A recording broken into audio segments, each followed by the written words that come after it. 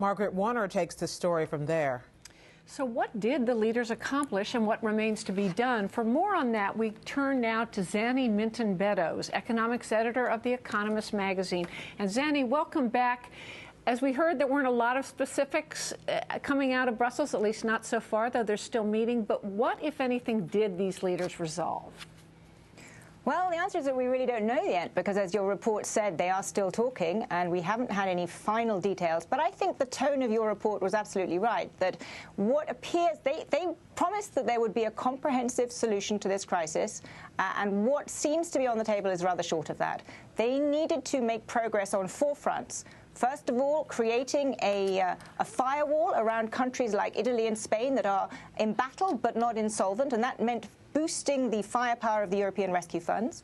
Secondly, they needed to make progress on recapitalizing Europe's banks. Thirdly, they needed to come to a realistic debt deal for Greece, because that which was agreed earlier this summer, everybody agrees, is not enough. And fourthly, they need to make progress on improving Europe's governance, Europe's kind of rules, so that they don't get into this mess again.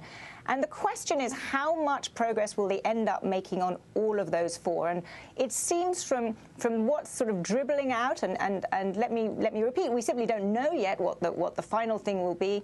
But it does seem as though progress will be somewhat unimpressive. Explain to us, we'll take the pillars, or at least as many as we have time for, and take the first one that you mentioned, which is getting, quote, recapitalizing the European banks, or rather getting them to have more of a capital cushion for the sovereign debt that they hold. Now, why is that so important? Well, that's extremely important because European banks are at the moment unable to attract funding, and basically people are very worried about their financial health because these banks hold a huge amount of sovereign debt.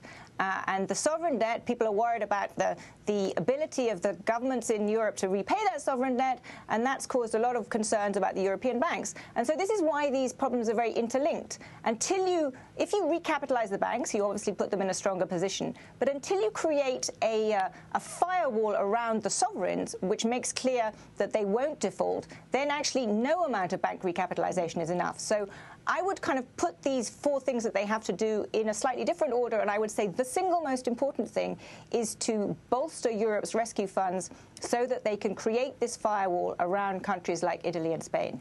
So that fund now is roughly, what, $610 billion? The German parliament at least voted to approve increasing that. One, is that significant? And if so, by what size? And how do you get from there to getting all the European leaders to agree on it? This gets very technical. What the Europeans have now is the European Financial Stability Facility, which has, yes, 440 billion euros, and it is basically has the ability to issue bonds, which are then guaranteed by Europe's governments, and they're guaranteed. The most important ones are the Germans, the French, the AAA-rated governments. And the question, everyone knows that's not enough money to credibly stand behind a country like Italy. And so the question then is, how do you kind of increase that firepower? And over the last few weeks and months, there's been lots of arguing about how to do it. One way would be for the European governments to put more money in. Actually, they've all said they don't want to put any more money in. Another way would be to have the European Central Bank either lend to that fund or put money in directly. Again, they've ruled that out. The ECB is not going to do any more. So now what they seem to have resorted to is some financial engineering, which will do 2 things. The fund will be allowed to basically insure against the first loss, the first 20% loss of any new bonds that are issued by, say, Italy or Spain. And a second part of the plan will be, and you will laugh at this, they're going to create a special purpose vehicle, a special purpose investment vehicle, which if you speak English, a SPIV is a kind of a slightly dodgy character. So they're going to create a SPIV. And this SPIV, Special Purpose Investment Vehicle, will basically be a new fund into which they hope other investors will put money. And so they're going to hope that the Chinese, for example, might come in and cough up some money. But the idea is that no more from the European governments, none from the European Central Bank, but instead this leverage. Now, finally, the third big one you named was, of course, the Greek debt and trying to change the terms of that and get the private investors to take more of a loss, a haircut. I think we know why that's important, but what's the hang-up there? Why can't these European leaders basically order the banks to do it? Well, because they're desperate to have this be a voluntary deal. Because if it's voluntary, quote unquote, then it doesn't trigger credit default swaps, which are the sort of insurance mechanism that banks take out to guard against the possibility that a country defaults. They don't want to trigger those, so they want to have a voluntary restructuring. And that's what they agreed in the summer. But that voluntary restructuring that they agreed was very small, and a very small haircut, a very small reduction in the present value of Greek debt.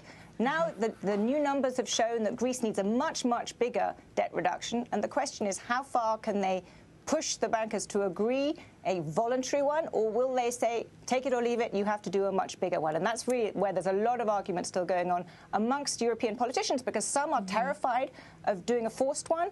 Others say the number has to be very, very big.